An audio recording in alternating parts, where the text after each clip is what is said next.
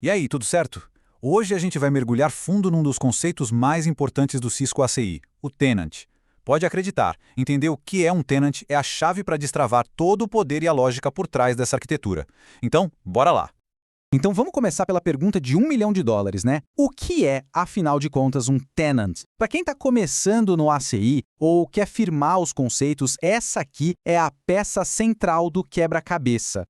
A melhor analogia que existe e que ajuda muito a visualizar é pensar na sua infraestrutura ACI como se fosse um grande prédio comercial.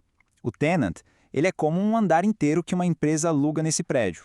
Tudo que acontece ali dentro, as redes, as políticas de segurança, as aplicações, fica totalmente isolado dos outros andares. Mesmo que todo mundo esteja usando a mesma estrutura física do prédio, um andar não enxerga o outro. É o nível máximo de separação lógica que a gente pode ter. Ok, agora que a gente já tem essa imagem do prédio na cabeça, vamos explorar para que serve esse andar alugado. Entender a finalidade dele vai mostrar por que o tenant é a base de toda e qualquer organização dentro da fábrica CI. Bom, o ponto principal de tudo é o isolamento. Um tenant garante que o tráfego de um ambiente, por exemplo, não vaze para outro, simples assim. Ele também permite um controle de acesso supergranular, o famoso RBAC, o Role Based Access Control. Isso significa que um administrador pode cuidar do tenant de vendas sem nem conseguir ver o que existe no tenant de engenharia. E olha só que legal, o overlapping de IP. Duas aplicações em tenants diferentes podem usar a mesmíssima rede 192.168.1.0 sem dar nenhum conflito. Isso é fantástico. Resolve um problemão. Quando a gente sobe uma fábrica C do zero, ela não vem completamente vazia, não. Já existem 3 tenants padrões lá dentro. Eles são como se fossem os serviços essenciais do nosso prédio, sabe? Fundamentais para o funcionamento de tudo. E um detalhe super importante, não dá para deletar esses caras. O primeiro é o Tenant Common. Pensa nele como se fosse o lobby e as áreas comuns do prédio. É aqui que a gente coloca os recursos que todo mundo precisa usar, como a saída para a internet, que no ACI a gente chama de L3Out, os servidores de DNS ou, de repente, um firewall centralizado. Ele é o ponto de encontro de todos os outros tenants. Depois, a gente tem o infra. Esse aqui são os bastidores do prédio. A fiação elétrica, os canos, o sistema de ar-condicionado. Ninguém vê, mas sem ele, nada funciona. É o tenant que cuida de toda a comunicação interna da fábrica ACI, como o VXLAN, que é o protocolo que cria os túneis para levar o tráfego de um lado para o outro. Normalmente, a gente nem mexe aqui, ele só funciona. E por último, o Tenant MGMT. A função dele é uma só: gerenciar o acesso administrativo aos equipamentos, tanto pela rede de dados, que a gente chama de in-band, quanto pela porta de gerenciamento dedicada, a out-of-band. É por aqui que a gente configura como vamos acessar os switches e os controladores APIC, seja por SSH ou pela interface gráfica. Beleza, já entendemos os tenants que vêm de fábrica. Agora vamos para a parte mais legal, a parte prática. Por que e como a gente cria os nossos próprios tenants para organizar o ambiente de verdade. Fica a pergunta, se já existem os tenants padrões, para que criar outros? A resposta está em 3 palavras: organização, segurança e multi-tenancy, a capacidade de atender vários clientes ou departamentos de forma isolada. Criar tenants de usuário é, sem dúvida, a melhor prática. Permite isolar completamente um ambiente de produção de homologação, por exemplo. Para um provedor de serviços, isso é multi-tenancy na veia, um tenant para cada cliente.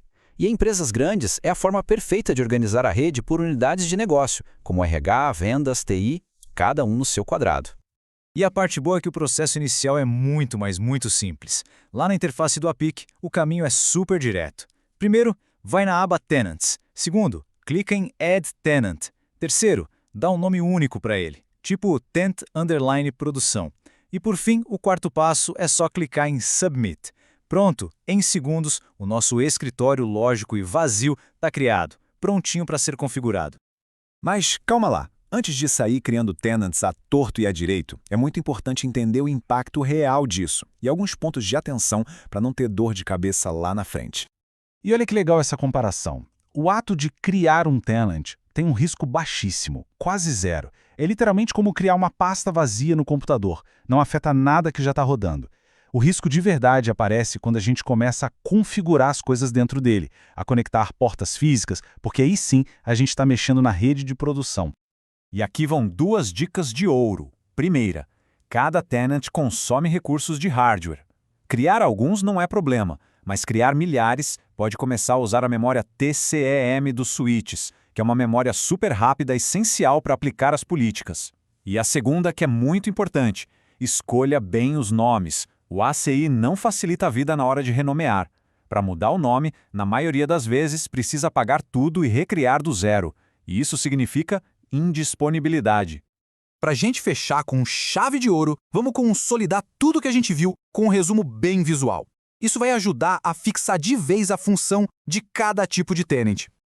Essa tabela organiza tudo direitinho. A gente tem os 3 tenants padrão, o Common para serviços compartilhados, o Infra para comunicação interna da Fabric e o Management para o gerenciamento. E como a gente viu, esses não podem ser deletados. E do outro lado, os tenants de usuário, que nós criamos para isolar as aplicações e que, claro, a gente pode deletar quando não precisar mais.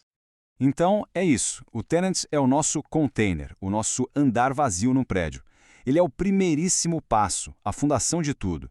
Mas criar o tenant é só o começo da jornada. E isso nos leva à próxima grande questão. Beleza, o container existe, mas e agora? Como é que a gente coloca uma aplicação no ar de verdade dentro dele? Como criamos as redes, as VRFs e conectamos tudo? Bom, isso já é assunto para uma próxima conversa. Valeu por acompanhar.